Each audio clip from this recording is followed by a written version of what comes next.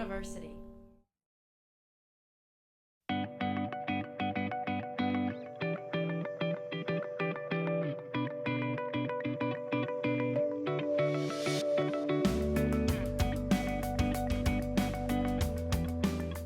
Well, it's been so important for our country to do something to improve our healthcare system.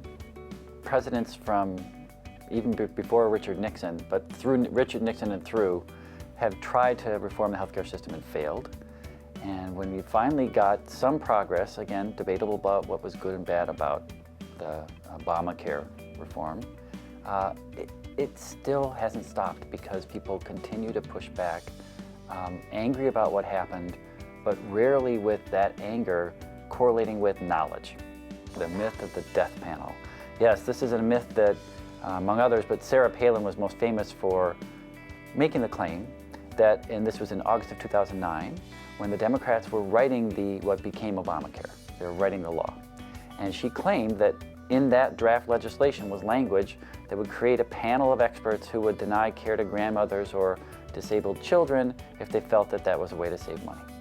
Many people at that time said this is a false claim, and yet that belief has persisted to this day, where I think something like 40% of Americans do believe that death panels are part of Obamacare. The question is, what happens when a claim is made, a fact checker comes along and says, sorry, not true. What then happens to the people exposed to that claim and their beliefs in it? Basically, we surveyed a group of people. We gave them a newspaper article that repeated Sarah Palin's death panel claim. We told them when it happened, etc. And we said, do you believe that that's true or not? Was there a death panel written into the legislation at the time Sarah Palin made this claim? The ones who weren't big fans of Palin didn't believe her claim at all. The ones who really were fond of her were likely to believe it. But then what we did was ran an experiment. Half the people got that exact same survey, except we added a fact-checking, kind of correction at the end.